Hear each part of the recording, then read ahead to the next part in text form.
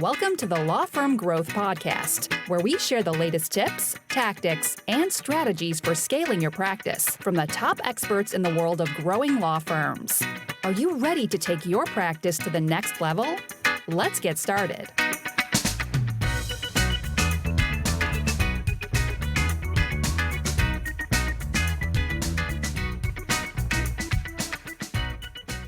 Hey, everybody. Welcome back to the Law Firm Growth Podcast. I'm your host, as always, Jan Roos, and I am here with a very exciting guest in Robert Ingalls. So we were having a little bit of discussion on this. Robert is actually the chief podcast strategist of Law Pods. But given that this is a podcast, there's a chance that if you're listening to this, you consider having a podcast for yourself. And if you're an attorney, which I don't know why you'd be listening to this podcast if you aren't, this is absolutely the guy you need to talk about. So thank you so much for coming on the show, Robert. Hey, it's my pleasure. I appreciate you having me. Okay, awesome, man. So let's get into the origin stories, dude. Like, how'd you end up doing podcasts and specifically podcasts for attorneys? Dude, this is how much time do you have? But I'm a recovering attorney myself. I did almost 7 years, and I can kind of trace it all back to 6 words, really. Yeah, I had just gotten married. It's 2015. I'd been married a few months. I was packing for the lake. My wife walks in and says, "I want to have a baby." That'll do it. That'll do it. Okay. Well, when? Now. I'm like, now? And she's like, "Well, I took my temperature. I think now is good." And that kind of floored me, because when we got married, it was like, maybe we will, maybe we won't,? And so it was always like tomorrow guy's problem. And all of a sudden it was like, next year, like a tiny person might live here. And I had a bit of a proper freak out, mostly unbeknownst to my wife.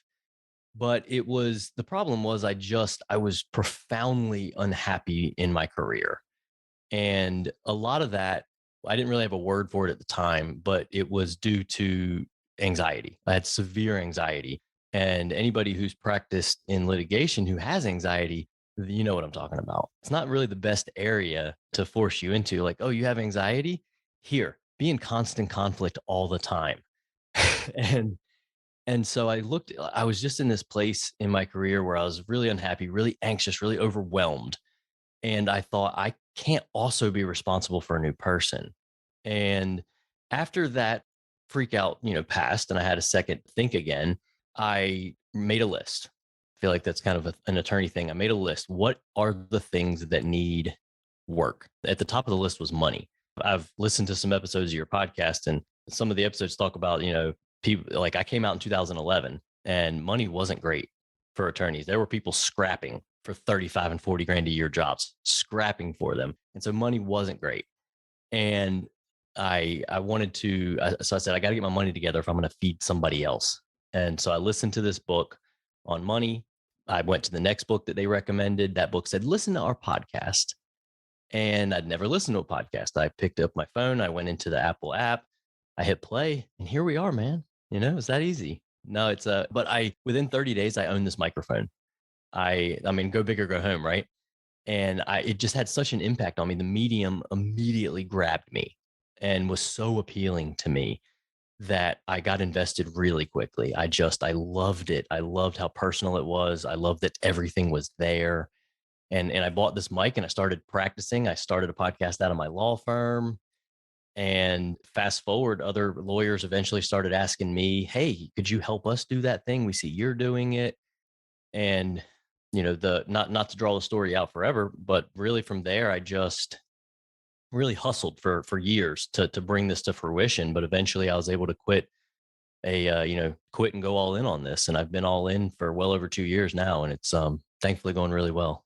That's awesome, man. I got to say, it's really inspiring that you were able to connect the dots so quickly on it. And it's kind of an interesting little world that we live in here. I definitely took a little bit longer to buy a mic for sure, but like, it's cool that you made the connection, because whenever I'm talking about this podcast, I had a conversation earlier with a prospect. And the first question I asked, like, "Hey, I got a podcast. Are you a podcast person?" And it's either a yes or it's a no. You know what I'm saying? Other people are like, "Yeah, send me the book. Yeah, shoot me some videos." But like, us, this thing of ours, like, it's such a thing too. But I mean, it's great that you were able to take the jump and kind of do that. But as far as, let's kind of roll it back to the kind of situation when you started. And so if I'm hearing that correctly, so the first podcast you started was while you were at the firm, right? Yeah, I was still practicing. I was still practicing. I hadn't decided I didn't want to be a lawyer yet. that would picked up like a side hustle. Any lawyer listening to it would probably know a little bit like Doc Review, the $25 an hour, just kind of sweatshops that they put lawyers in, 200 lawyers to a room, just clicking a mouse. And that's where it all started. That's where I listened to that first book, because I was just like kind of moonlighting after work doing those jobs. And it gave me, they're such mindless jobs that it gave me an opportunity to listen to books. And that's where I listened to that first book. That's where I was sitting when I pressed play on my first podcast. And that kind of catapulted me in that direction. Because that's the thing too. Like, as far as the situation for people that are listening to it, like something I've heard from people is like, yeah, I'd love to have a podcast. I just don't really know whether my clients would want to listen to it. And like, obviously you've launched quite a few lawyer podcasts at this point too. So like, what would you say to the person who's thinking about that? Yeah, I mean, I hear that a lot, but these are common objections. And I think they're right to think that, like, my clients aren't kind of clients that would want that. But that's a story that we've heard over and over. We heard it with websites. We heard it again with social media. We heard it with, YouTube. We heard it with every kind of new thing that was coming up in marketing is, no, we're different. We don't need that. And podcasting is proving every year. If we look at the graphs year over year, they're so sexy. I love looking at them every new year. It's a staircase every single year. It's familiarity with the word. It's ever listen, but the one that always attracts me is weekly listenership. Those are people that have made it a habit. It's a part of their life now.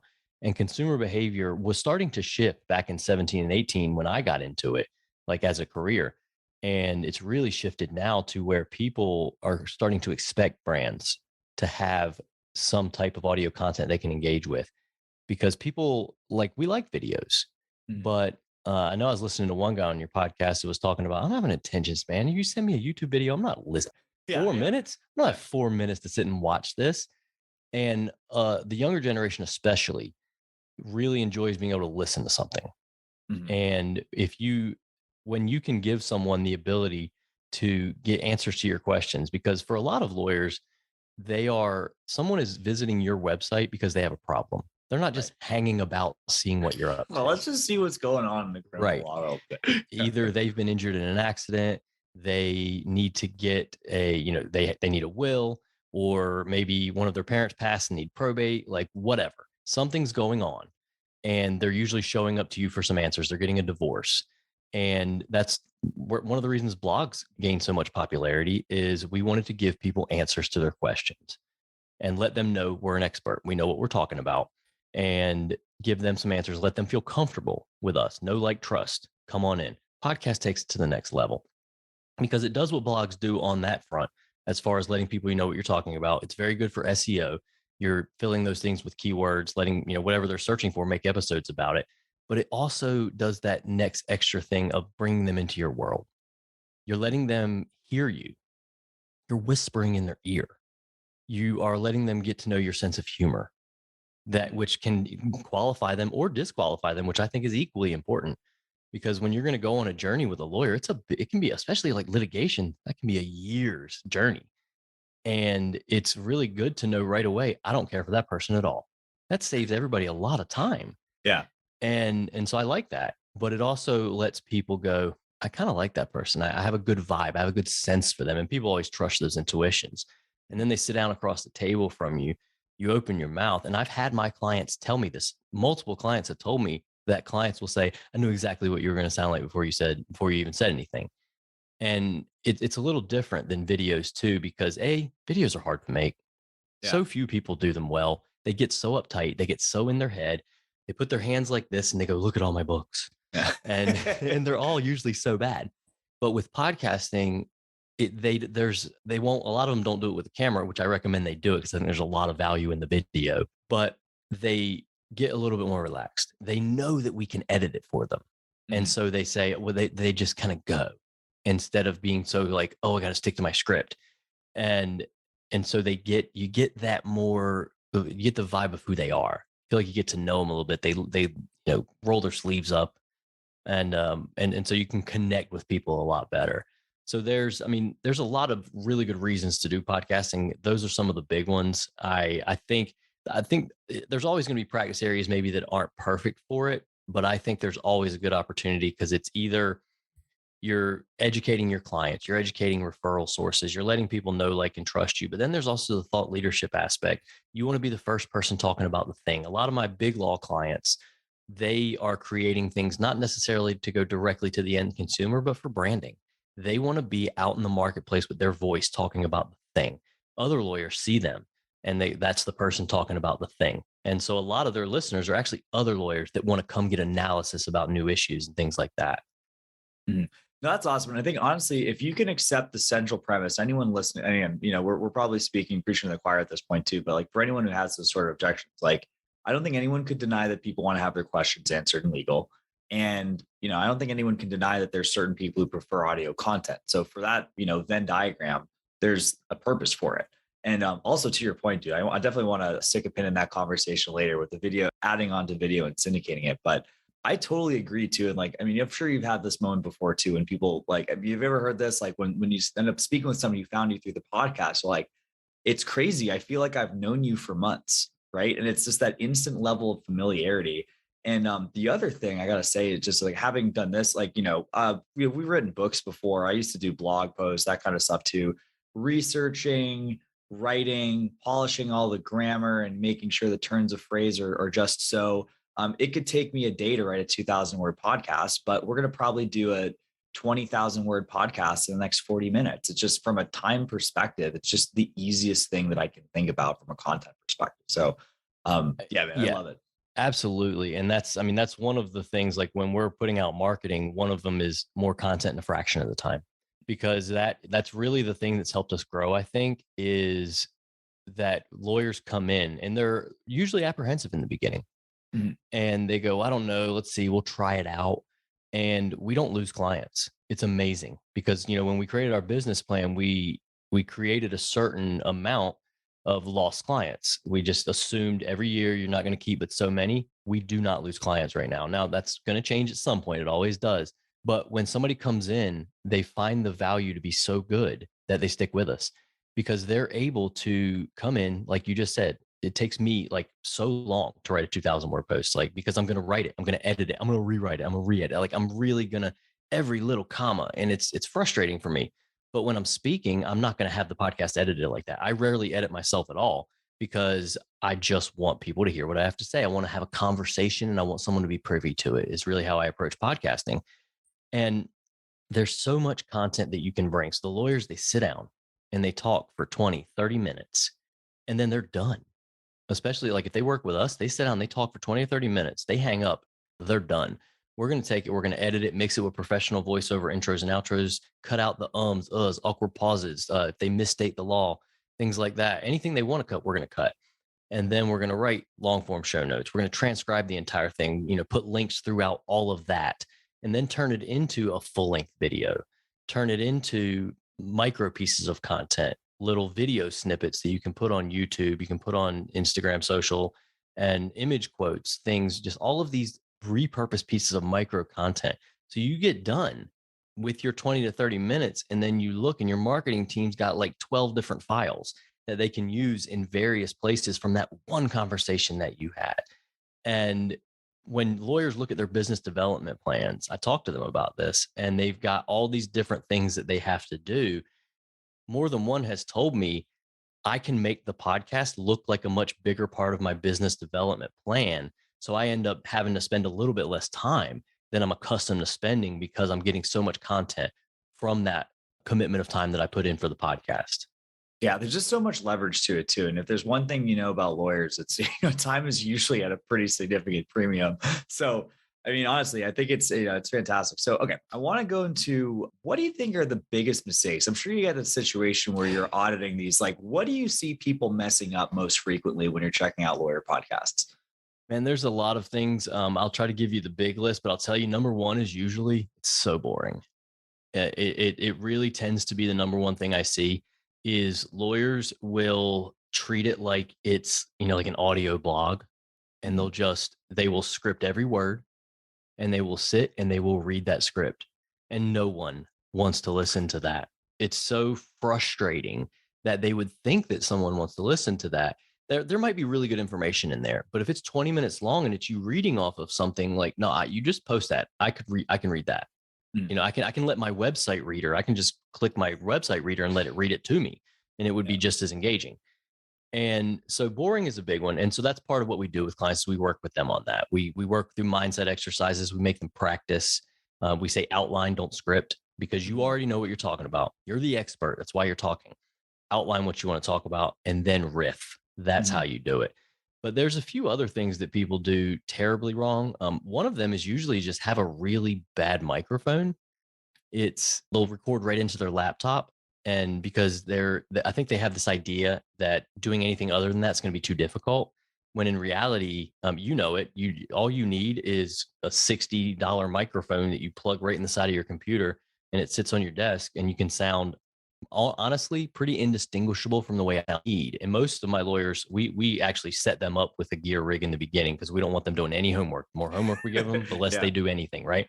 Yeah. And so we set them up with a gear rig, and they're just doing their regular calls on the gear rig now. They just like it. They enjoy it. They're like, it sounds so good. And they get their headphones. And so it's getting that sound good, because when you have terrible sound, like they do it on their laptop, and then the fan on the laptop starts running when you're doing intensive stuff. And then it sounds, because it's right next to the microphone, and it sounds like a jet engine's taking off. And then they don't have an audio engineer. So they're not even going in and trying to dampen that noise that's in the background. And they're just publishing it like that. And it's atrocious. No one wants to listen to that. Like, and then they'll ask us like, well, nobody's, people showed up and then they didn't come back. And I'll listen. And I'll be like, yeah, have you listened to this? It's terribly difficult to listen to. And then a few small things that I see done wrong that are so easy is lawyers will not put it on their website. Just like it'll be on like Apple Podcasts maybe, but it's not on their website at all. And even if it is, it's like super hard to find. And then you'll go and you'll finally find it, and it'll be a button that says click to listen, and you click it, and two things sometimes will happen. One, I get taken to SoundCloud. Oh, geez. Right. I'm glad you can appreciate that. Yeah. But like off the website. Yeah. And then another time, sometimes I'll click it and it'll open an MP3 in the browser, like it's like 01 or something. And I'm like, what kind of who is helping you with this? Yeah. And then another one I see that's really poorly done is they will not be on the major platforms. Like sometimes they'll be on SoundCloud, but then not be on Apple or Spotify. If you're not on Apple and Spotify, you don't exist, like as a podcast. And then that's another thing I'll see is they'll call it a podcast, but it's actually just MP3s on their website. Yeah. It's not on any podcast players. And I mean, I could go on about that for a while, but those are some of the big ones that I see done poorly that I think really aren't that difficult, especially the last ones I talked about. You can do that kind of stuff in a weekend. Yeah, like the syndication stuff is definitely super, super important. It's like all these different things too. Like, look, I'm not a Stitcher guy or a Spotify guy from a podcast perspective. Like I subscribe to Apple, but like all of those are distinct audiences. But I want to dig down on the first one, which is the boring content. So I'm sure that you have some good pieces of advice, but I had a question. So, I mean, obviously we want to keep somebody in mind, but do you work through the attorneys that you work with as far as like an average, client avatar or who they're speaking to on a given podcast? Is that sometimes more than one person? Like if you wanted to speak to potential referral sources and potential prospects, like would you be recording different pieces of content for this? Or how do you think about that as in the strategy as a whole? I mean, I really do try to think, who is my avatar? Who am I talking to? I think that's usually the most important thing. If it's a personal injury podcast, I think it's very important to think, what is this specific episode about? Is this about, firefighter foam? I know that's a big one. I want to be speaking directly to somebody who has either struggled with that issue, the firefighter themselves, the family of someone who's passed away from a cancer from that problem. I want to be thinking exactly who that person is, and I want to be talking to them with them in mind.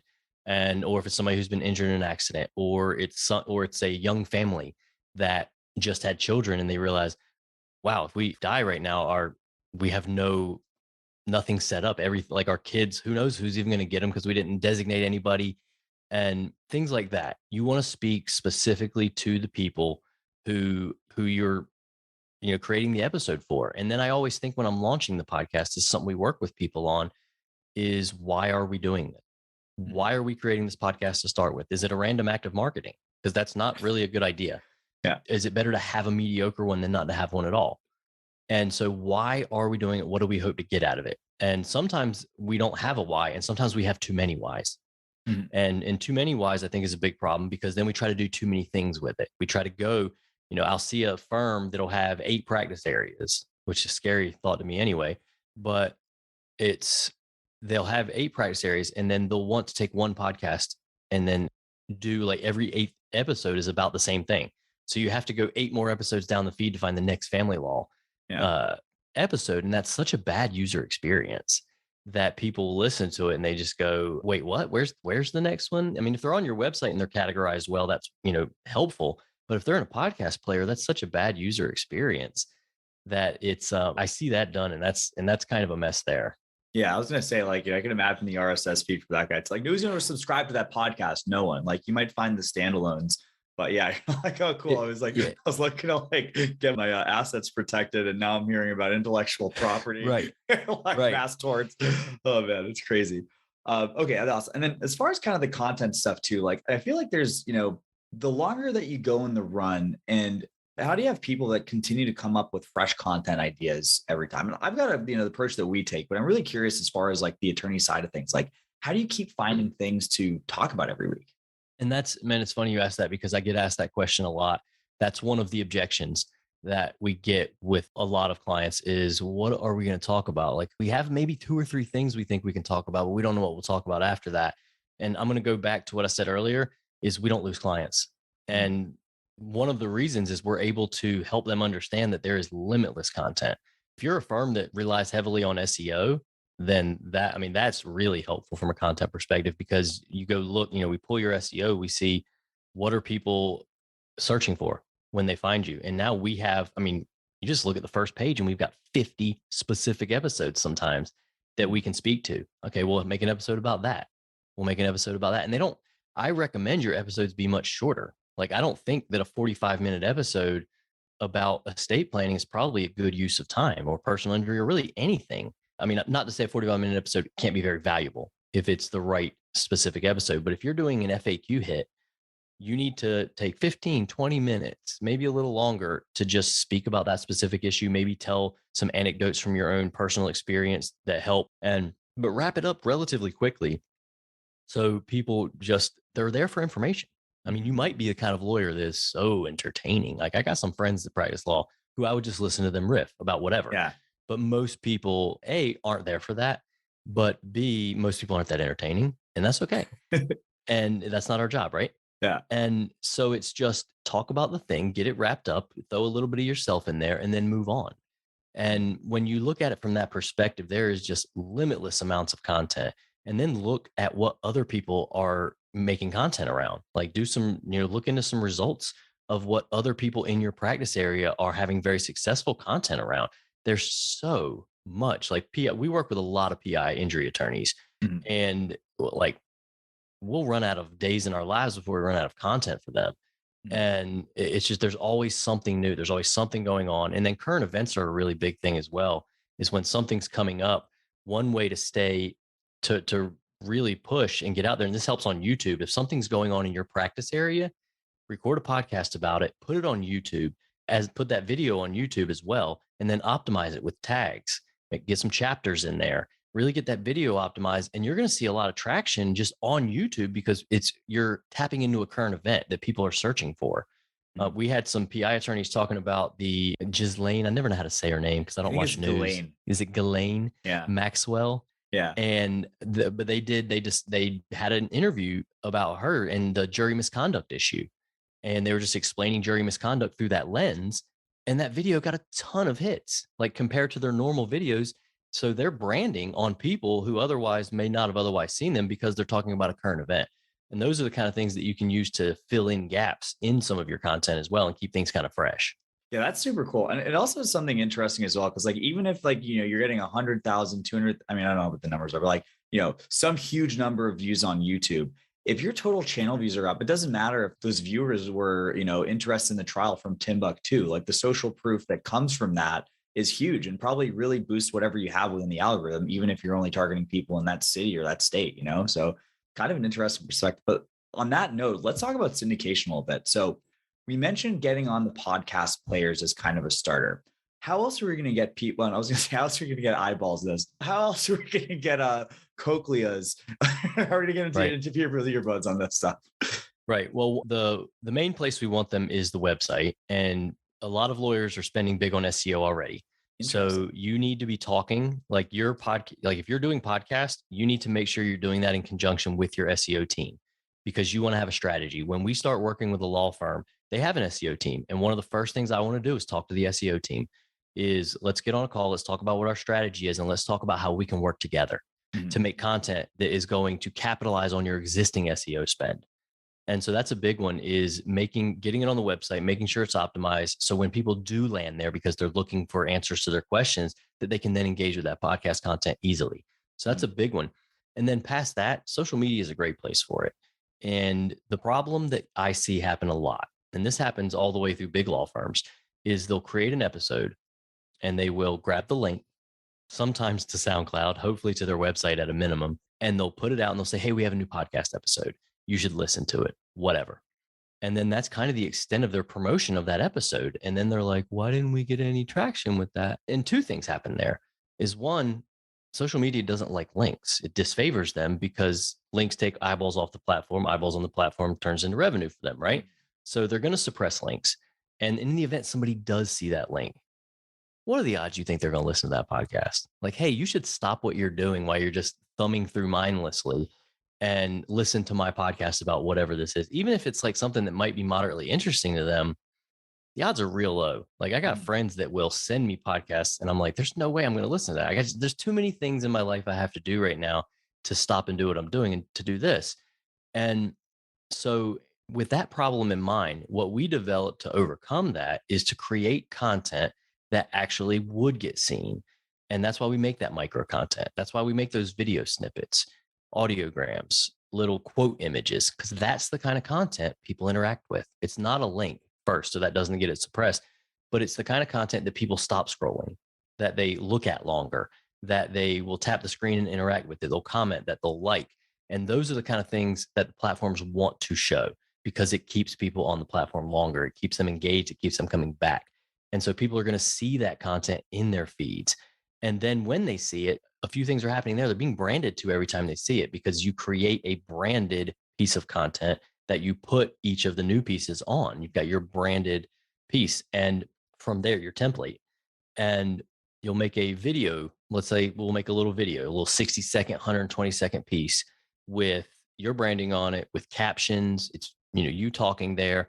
And so when somebody is going through their feed, they can then see that piece of content. They can see the captions. We've all seen it. We can't hear it because it's not auto on, but we can see it and we can get a second. We read that title. The title's captivating. Oh, that kind of applies to me. I'm dealing with something like that. And then we see the captions for about 10 more seconds and we qualify ourselves. We go, that's actually something I do want to know about. And you allowed them to gather that information quickly and easily. And then they can tap the screen, they can listen to the rest of it. And then they might at the end go, well, now I need to know more. I need to know more about that. And so all of those little pieces of content are tiny little low friction ways to bring people in and get them used to who you are, get them to know you, and ultimately drive them to listen to the podcast and then be in your world and call, make an appointment, be at a minimum, know who you are as a brand, get to know you better as a brand. If somebody was to add, if you went to, let's say, I used to live in Charlotte, North Carolina. If you asked a random person on the street, hey, I got hit by a car, who should I call for this? They would say Michael A. DeMeo. And just because that's who they know, because they see him everywhere. He's on every radio, he's on every TV. And so from a branding perspective, that kind of thing is very helpful as well. Yeah, you kind of get that stereo sound effect. And gosh, I haven't told this one on the podcast a while, but I read this in a book and it was like, did you ever hear the story about how they were trying to promote the Live 8 relief concert? No, I don't think so. So this is, I read this, I forget what the book was. I think it was Made to Stick, but basically they like that the whole strategy, and they spent $1 bajillion on this, was that they wanted to make sure that people saw it on 3 different mediums out of like the big 5. It was like newspaper, TV, radio, but it's that same thing. It's like, it's a stereo sound effect. Like, I think psychologically there's the principle of familiarity. When you keep seeing people, and again, it's just like having a billboard on every side of town, except it's a digital billboard. And, for a lot of people don't even commute anymore. That's as good or better. But to your point, I mean, this is, like kind of seeing how it's interesting how stuff has kind of come full circle. Like I remember like way back in the day when it was like, everyone's like, oh, you got to go viral, like those days. And it was like crazy. And everyone was like, Right. what's your Instagram strategy? What's your Twitter strategy? What's your this? What's your that? And it's like, at the end of the day, people want content and the platforms want content in the format that people want. So, and again, to the same point, you can record the one podcast and syndicate this stuff and get the, get the effect. You don't have to be like having, a different department for every single thing of this. It's just, it's really just kind of the repackaging, but you can accomplish so much. All right. So I want to ask about this too. So when we're talking about organic, do you ever recommend people advertise podcasts directly with like paid ads or something like that? Or is it mostly just kind of building up the presence and making sure we're beating the content drum every single week? I'm going to stay in my lane a little bit because I'm not an advertising specialist. Yeah. I work closely with a lot of firms that are. And I think there's a lot of opportunity there, especially as tracking around podcasts gets a little bit better too. But I'm seeing some clients that are using this and then they're having good results. So I definitely do like to stay in my lane. It's something I know just enough about to confuse people if I was to talk too much about it. But I think it can ultimately, I think it's going to be a really good tool if you know someone's in a certain position, they're searching for certain things, they're at a moment where this could be good for them. I think it's going to be very big. And voice in general. I mean, Google went in on voice in 2018 when they launched Google Podcasts on my birthday too, like 6 months after I started my company, manna from heaven. That's awesome. and they went in on podcasting, and I've spent a lot of time at podcast conferences talking to the Google team, and they're very tight-lipped, but the long-term strategy really does seem to focus around voice. Like, when you search for how do I do something now on Google, they will frequently at the very top show you a video. And then when you click it, it takes you to 4 minutes into the video because they know that's where you want to be. Right. Mm-hmm. And that very much looks to be on their roadmap for voice. Yeah. For you ask Alexa, you ask Google, you ask Apple, whatever, those things right now, if you were to ask one of, if I turn and ask Alexa, I need a lawyer near me. Right. And she's going to give me probably 3 or 4 different options. And right now, I mean, how important it is to be one of those options, because the odds of them saying, no, tell me about more, they're probably going to grab one of those, right? Instead of when you're on Google or something, you can always be the kind of person who just scrolls past the ads and goes, I'm the number 4 person. I'm going to click on that website, right? Yeah. But you really don't have that. And so having content could then serve. What would a lawyer pay if you said to your device, you said, I just got a DWI, what do I do? What would a lawyer pay to be the voice that shows up and says, here's what you need to do first? Yeah. And then after they give you all of that calming information because they've been there, they know what it's like, they're going to fight for you, right? Yeah. Now, do you want to talk to this lawyer now? Mm-hmm. Like I just, what are lawyers going to pay Google to be in that position, to be the person talking to them? And that's going to start with podcast audio content. It started with YouTube videos. Like when people made those videos, they weren't thinking. They would just came back and optimize them for like chapters. Here's what this is about at this moment. And we already do that for our clients. Is everything is, different subjects throughout every video on YouTube is broken down through chapters so people can find it easier. And that's what is going to be coming for podcasting. And I think that's going to be very helpful for in the advertising and just in the getting noticed space. Yeah. Well, it's crazy too, because when you look at you're watching the feet, these big tech giants too, like Spotify's purchase of the Joe Rogan Experience, like all this investment that's happening on Google. It was just one day we knew that Google had invested in YouTube, and one day they just started putting YouTube results at the top of search things. So, and again, who can predict the future? But if they're making the investment, it's plausible. It's there's a timeline where that's the case, which is 100% gonna it's 100% a possibility. But yeah, like to your point, like also something I've been thinking about a lot too is just sort of advertising fatigue. It's like, going back to that example of like, if you could think of the situation like, oh, I just got a DWI. You wouldn't want to have like a commercial that's call the offices of Murphy. Well, because the thing is that people are fatigued to these messages, like to the point of parody at some point, honestly. Right. But when you have a situation where you're not holding a knife to their throat and telling them to call me for a consultation, instead coming first by giving with some content, with some value, and second by demonstrating authority in the same moment, it's a huge leg up around these other things too. And just like, familiarity is becoming more and more important as time goes on too. Absolutely. And, those Google listings aren't talking, people have spent hundreds of thousands of dollars to get there. But, you could, if the tide ever turns that direction, it could be just a moment before those guys are wiped out by the guys who've been doing podcasts for 3 years, Yeah. I mean, it's, earlier when you said give, you got to be giving people something. It always makes me think of Gary Vee. That's a very big part of his platform. Mm-hmm. But he's also, the end of what you said is you've got to be thinking about what's next. That's another big thing. He's pretty crass, but I enjoy him because he has his finger on the pulse. And it's, if you're not paying attention to what's next, you're going to get left behind. If you end up with a really good SEO game, but you're not thinking about where people's eyeballs and attention are going next, where is the attention? Where is it shifting to? You have to be paying attention to that next space. And thankfully, I happen to be in a space where attention is just rapidly shifting to. But one day it might be shifting away and I need to keep my eyes on that. But we already do. We're already thinking. That's why we're making not just that audio. We're figuring out a way to market that audio. We're figuring out a way to repurpose it and turn it into YouTube content as well, to make sure we're capitalizing on the attention that we can get from each individual piece. I gotcha. Okay. So kind of random question again. I understand you probably have privacy disclosure and stuff, but are there any super rock solid, anonymized case studies or great results that you can talk about in terms of, outcomes that people have gotten from getting a podcast together in terms of case values, stuff like that? I like to be a little tight-lipped about outcomes and things like that. I haven't gotten a lot of clients saying, "Hey, talk about our money and stuff." Let's cut it. I'll have the editor take this out. It's all good. I want to. I'll have the editor cut it out. It was all good. Oh, no, you're fine. If you had a flex, I was leading into the. I appreciate. I'm happy to talk about a couple of big clients we have, just to give us some name recognition. I'll name drop. Okay, all right. Okay, so I just want to ask in terms of the kind of people, and let's talk about some. I know you had a lot of folks in personal injury, but what kind of firms are working with this? Is any names you can drop, that kind of thing? Yeah, our biggest client, Skadden. Wow. They're definitely the the 100-pound gorilla in our room, but we love working with them. They've been amazing to work with. They let us do a lot of fun stuff. We have a couple podcasts with them right now, and then we have about 10 shows with McGuire Woods. We have a few in the AmLaw that made us sign NDAs, but we're having some fun with them anyway. And then we really do like our PI firms, though. We work with Dolman in Florida. We work with Judge Shaw in New York and New Jersey, Swenson in Utah. We have a lot of PI firms we really enjoy working with. We've just really got a sweet spot for them. They have a lot of fun marketing, and so we've really enjoyed working with them. But those we really do like those injury firms, but we work with firms all over the spectrum.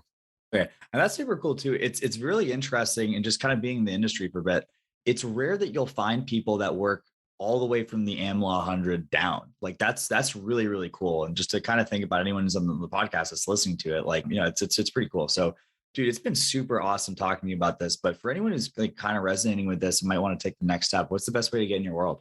lawpods.com. You can find me there. And then always feel free to email me directly, robert@lawpods.com. On any social media, we're always at lawpods. You type that in, you're going to find us. And I did want to mention one thing. You work a lot with estate planning attorneys, right? Right. So my very first podcast was an estate planning podcast in my law firm. I don't want to burn any goodwill I've generated, but that was my last practice area I tried before I left law, and I couldn't do it because I tried that podcast and I was so bored.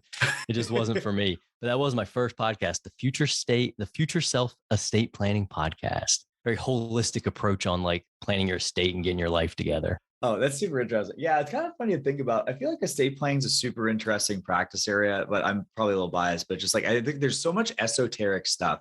Yeah. The only thing is that it's so close to some of those monster consumer areas. It's on some level, you're kind of competing against, I forget what the guy's name is. I don't know, Robert Kiyosaki and that kind of stuff. Sure. So it's interesting. It's funny because I know we have clients that came from the podcast or in estate planning stuff too. So you guys know who you are if you're listening to it. Thank you. Okay, awesome. Well, Robert, it's been awesome talking to you, man. We'll get everything links in the show notes for that. But for everybody else, I'll see you guys next Tuesday at 8 a.m. Eastern on the Law Firm Growth Podcast. Thank you. Thank you for listening to the Law Firm Growth Podcast. For show notes, free resources, and more, head on over to casefuel.com/podcast. Looking forward to catching up on the next episode.